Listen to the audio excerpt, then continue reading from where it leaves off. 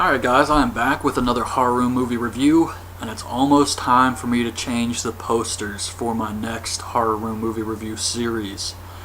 Not really sure which one I want to change.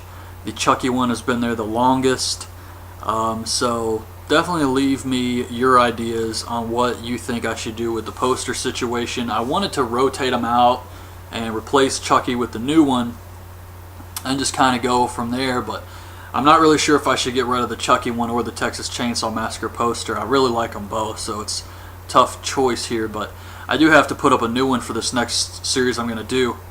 Anyway, on to this movie, House of a Thousand Corpses. This movie came out in 2003 and had a budget of $7 million and made back $16 million. And I actually think that's good because if I'm remembering correctly, this was a limited release movie. I don't even think we got it in any theaters around here.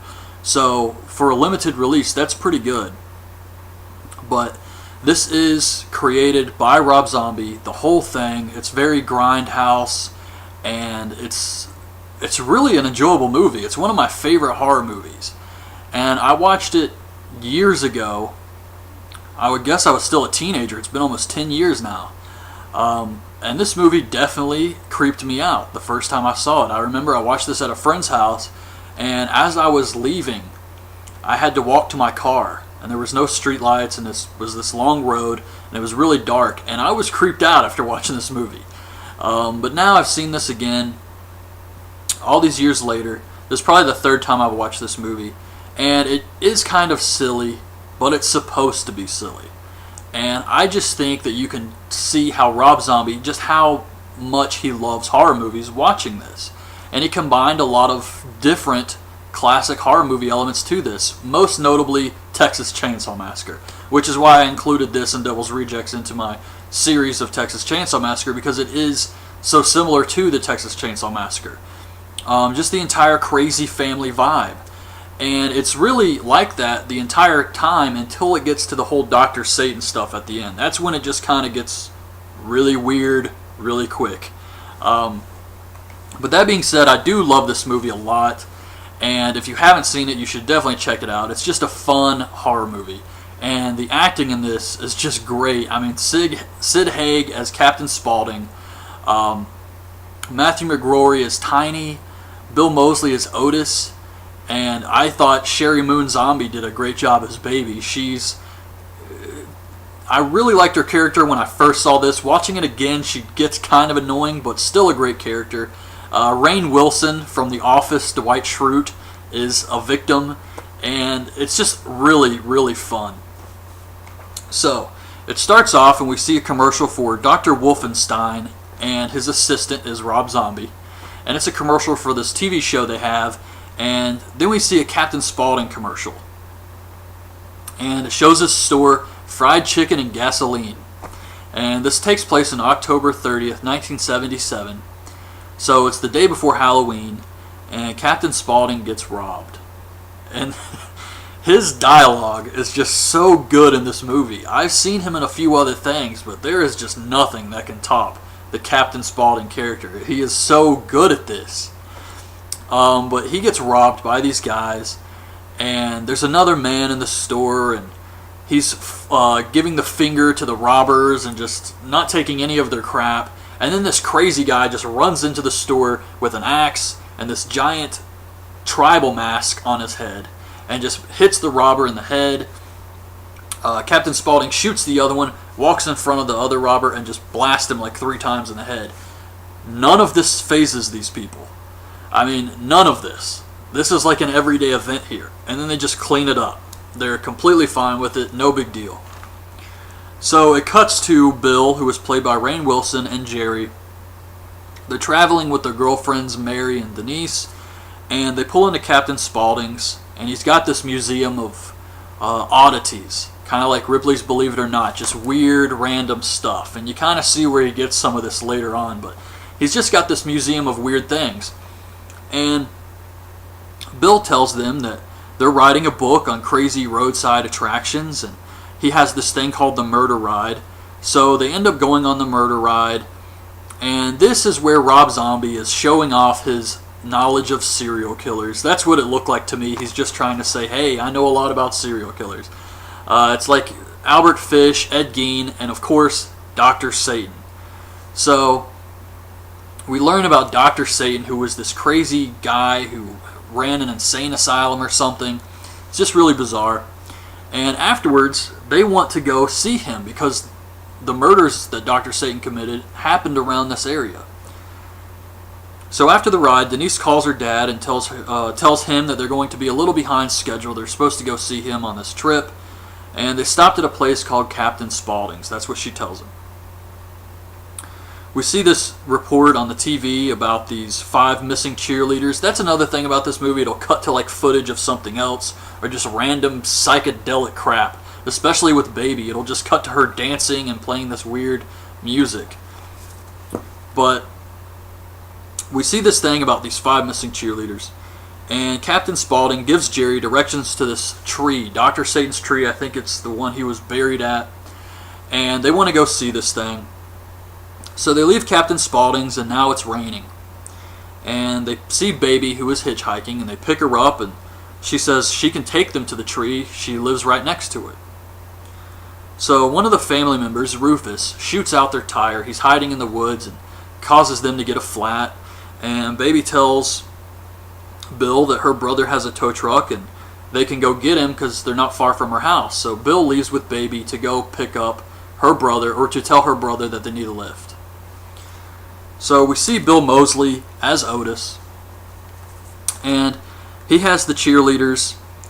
Of course he does. He's ranting about just insane crap here. He just did such a great job with this. I mean, he just goes off on these like tangents about just craziness. And he's just got these girls tied up, and Bill arrives at Baby's house, and he sees all these chopped up dolls on the wall. And that's another thing I really like about this movie is each character gets personality. They have all these like different character traits that make them unique and stand out. Like he's looking at all these chopped up baby dolls, and Baby says, oh, she did those. And just with Tiny, with Otis, even Rufus to a degree has just a personality, the mother, the grandpa. So I really like how Rob Zombie added little tiny things like that about each character in this movie. And she says her brother's already left and they should go inside. So they head into the house, and we see the tow truck guy who has left to go pick up the others, and he actually brings them back to the house, and we see the mother. To me, I had to look this up because she looks like that girl from Legally Blonde, Stifler's mom, who's had all that plastic surgery, but it's not her, but it looks just like her. And since the car is going to take a while, they're invited to stay for dinner. At dinner, they see Tiny. And like I said, he's played by Matthew McGrory, who sadly passed away, but he did a great job with this movie, and he really added a lot to this movie. He didn't say much, but just his presence really helped a lot, because he is one of the characters I will always remember from this movie. And he wears a mask, and the mother tells them that he was set on fire by his father when he was just a kid.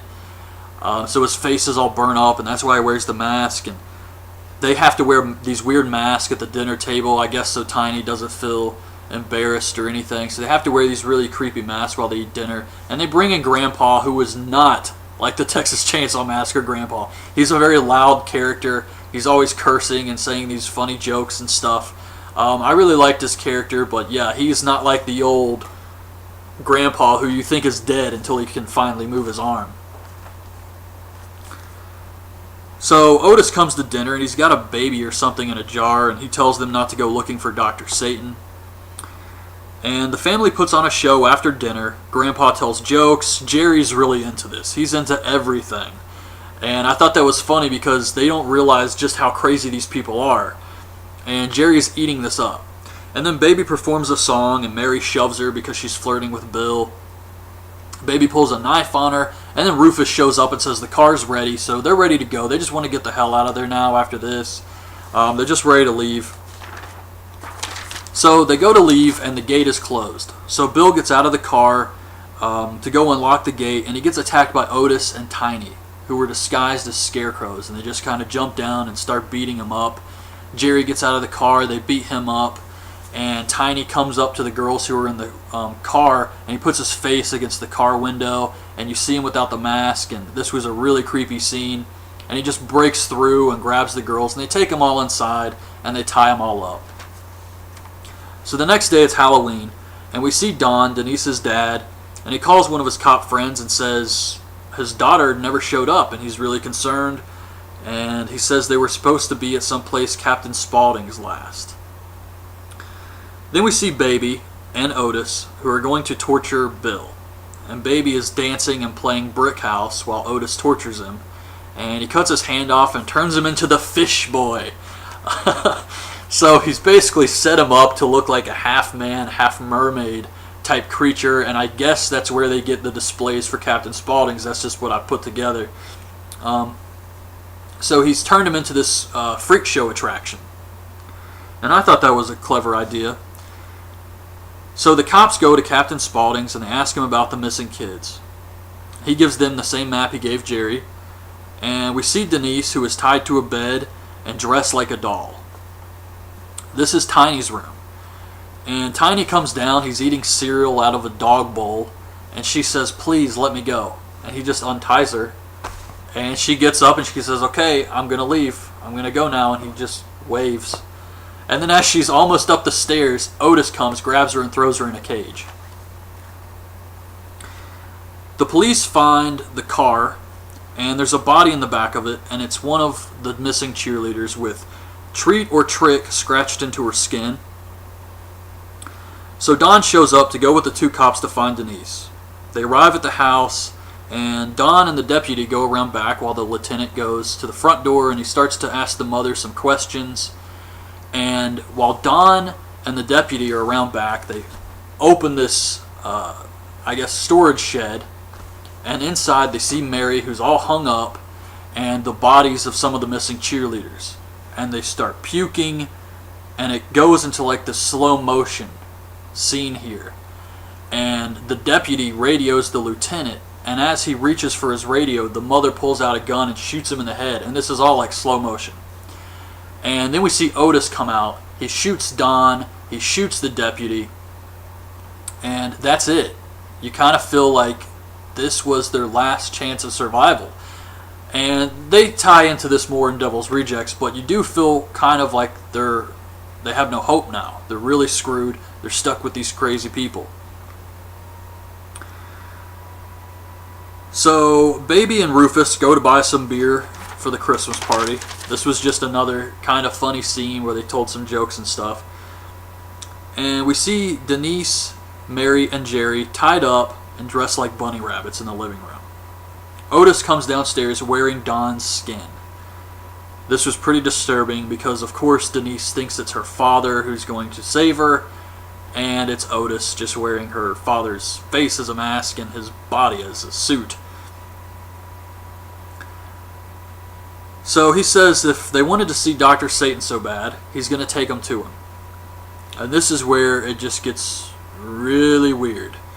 They take him to this field where the tree is, and Mary takes off running. And I thought it was kind of weird that she's running in this bunny rabbit suit, but she never, even though she's pretty far away, she never removes the hood. You would think she'd start running and just rip off the hood at least, but she leaves it on the whole time. And Baby catches up to her, and she turns and looks, and we see it's a huge cemetery. So I'm guessing this family buries the victims, which is kind of bizarre. And she sees this huge cemetery full of crosses. Baby jumps on her back and just stabs her to death. They put Denise and Jerry in a large coffin, and they lower it into this big pit. And then they play this weird recording, kind of like Evil Dead. And it causes these weird people to come out of this water, and they pull the coffin down, and they take Jerry, and then they just leave Denise. So Denise gets out of the coffin, and I'm thinking, damn, this would be a really terrible situation. But she sees this cave, and she wanders into it, and she comes across this old man wearing a bunny hood. I'm not sure if he is supposed to be one of the victims or if he just took it from Jerry and now he's wearing it. But the whole thing with Dr. Satan working in an insane asylum, he would lobotomize people, tried to make soldiers, I think. I can't really remember. But you have all these crazy people down there. And I seem to remember this one scene from the movie, and there's like this crazy guy. I didn't see it this time, but I could have swore there was a scene where this just really random crazy guy just runs down the hall past her. And that's something that always stood out in my mind, but I didn't see it, and I was waiting for it. So maybe it's just all these years later I imagined it. But these crazy people do come up to Denise, and they rip off her bunny costume. So maybe that's what I was thinking of here. And Denise ends up at Dr. Satan's lab. It looks like a haunted house ride. It's just this big wooden door with all these bones around it. She walks in. She sees all these lobotomy victims sitting on the couch, and they're just all completely out of it. And she walks in, and she sees Jerry on the table with Dr. Satan standing over him. He's this weird corpse-looking guy, kind of like the Crypt Keeper, but he has hair like Otis, so I'm not sure if they're supposed to be related or something.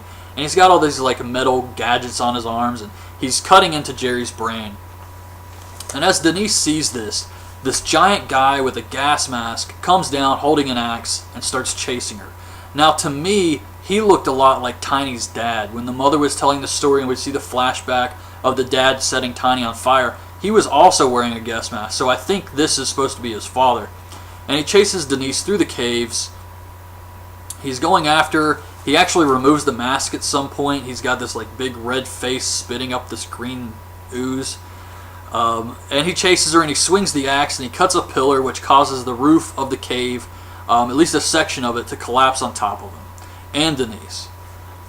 And meanwhile, while all of this is happening, we see the family with Otis and everybody above them performing some ritual. I don't know why, but that's what they're doing. And this doesn't really come into play later either, so it was just kind of random. But Denise wakes up the next day. She climbs out of the rubble, and she escapes from the cave. She climbs out, and she's got blood all over her, and she's kind of in a catatonic state. She's just in shock, basically. And a car drives down the road and picks her up, and it's Captain Spaulding. So she gets in the car, and she says, "I need to get to the hospital." And he says, yeah, that's fine. And then we see Otis sit up in the back seat, and he goes to stab her or something. And then the next thing we see is Denise wake up on Dr. Satan's table, and he's going to operate on her now. And then it just says, "The end, question marks." And that was the end of the movie. So it kind of just switches it up. At first you think it's just about a crazy family, then it's about Dr. Satan, which is kind of the supernatural. They played the Evil Dead audio recording. It was kind of strange stuff.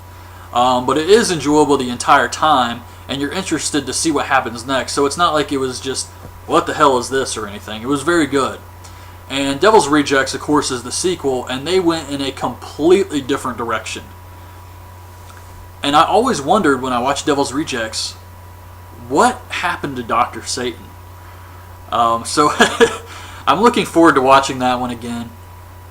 But yeah, this is a really good movie. If you haven't seen it, I recommend it.